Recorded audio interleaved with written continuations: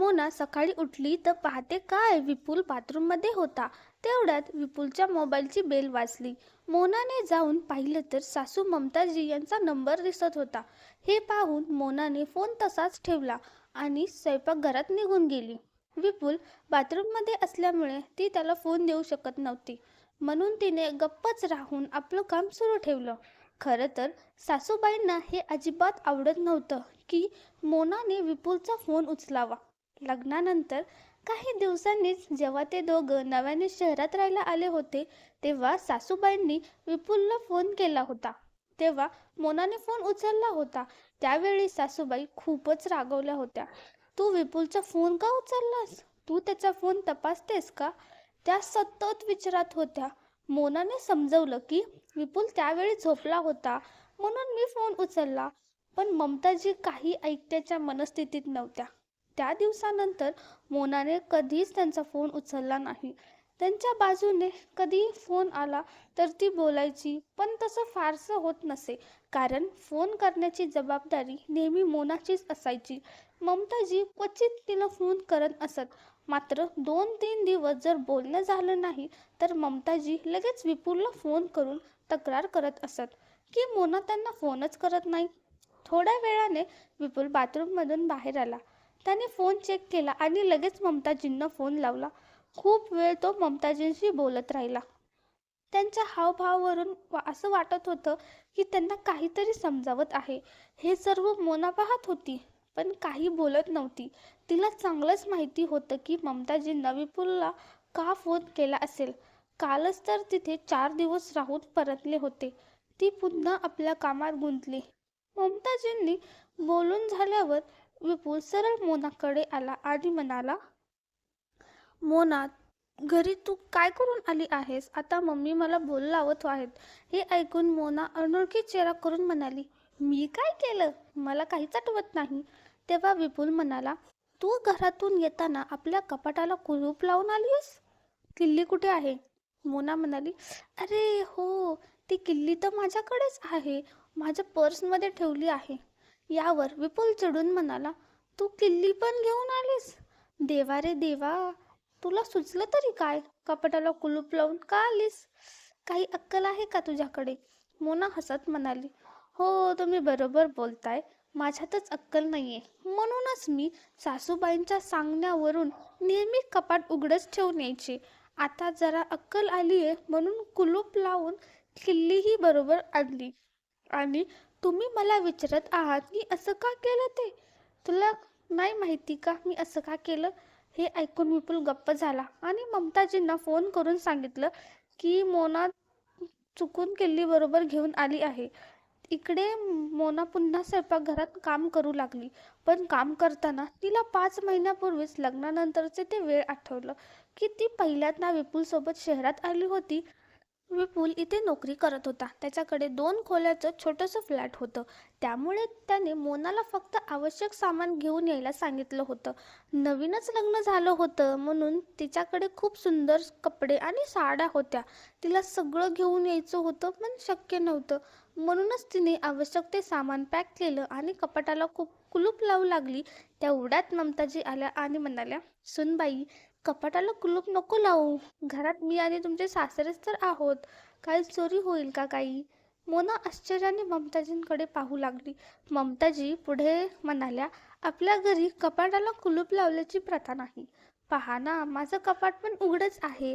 नवीन लग्न असल्यामुळे मोना काही बोलू शकली नाही, म्हणूनच तिने कपाटाला कुलूप लावलं नाही.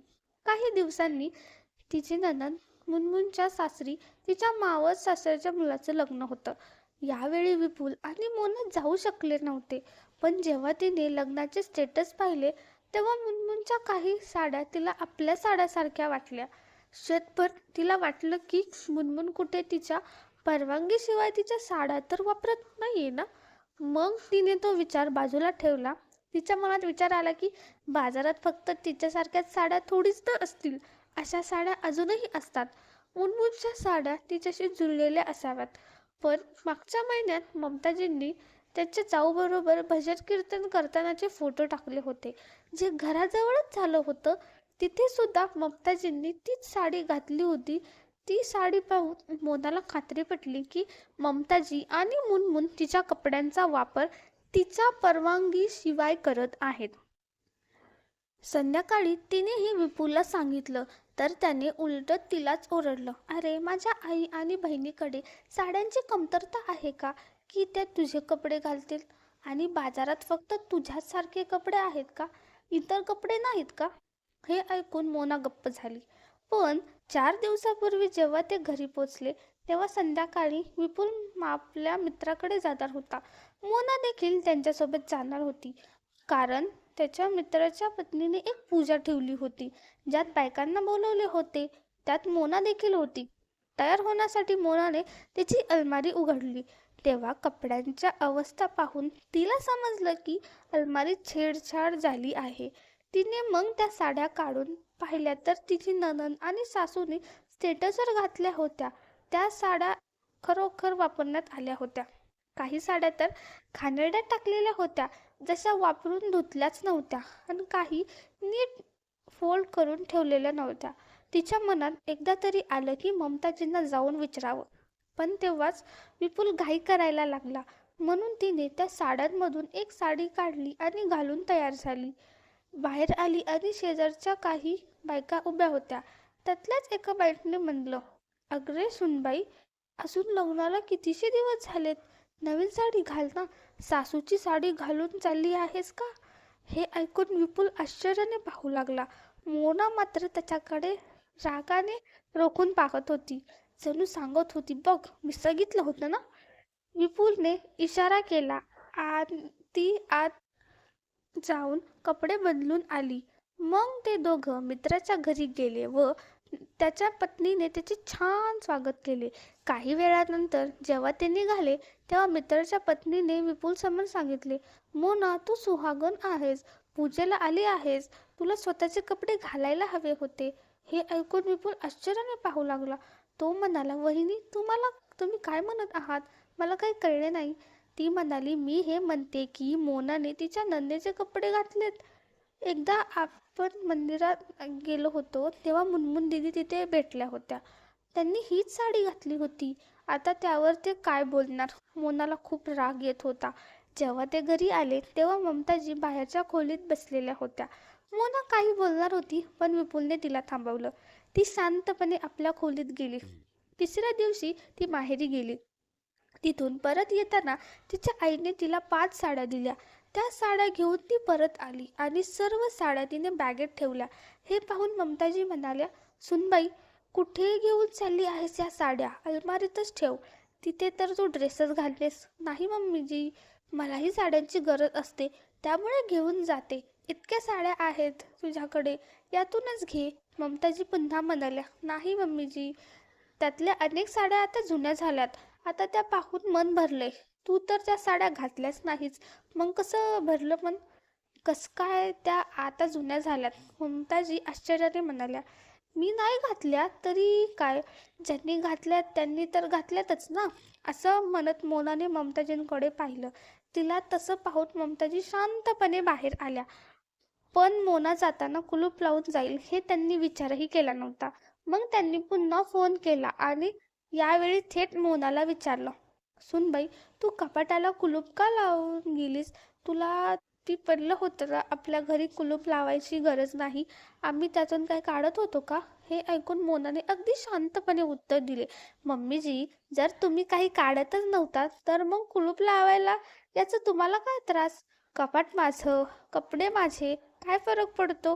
बिचारे माझे कपडे आपोआप बाहेर येतात, घाण होतात, उलटापालट होतात. आता कुलूप असेल तर बाहेर यायला घाबरतील. हे ऐकून ममताजींनी फोन कट केला. त्यांनी लगेच विपुलला फोन केला. विपुलने त्यांना शेजारच्या बाई व मित्राच्या पत्नीने सांगितलेल्या गोष्टी सांगितल्या आणि हेही सांगितलं, मम्मी, तुमच्याकडे काही कमी नाही. सुनांच्या कपड्यांमध्ये लक्ष देणं थांबवा आणि दीदीलाही सांगा. तुम्हाला कल्पनाही नाही, तुमच्या यामुळे आम्हाला किती लाजिरवाणी परिस्थितीला सामोरं जावं लागलं. म्हणून मोनाने जे केलं ते चुकीचं नव्हतं. मी तिच्या बाजूने आहे.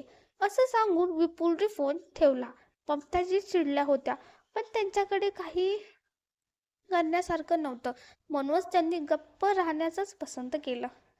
कथा कशी वाटली तुमचं मत खाली कमेंट करून जरूर सांगा. धन्यवाद. जर तुम्ही आमच्या चॅनलवर नवीन असाल तर चॅनलला सबस्क्राईब करायला विसरू नका. Thanks for watching.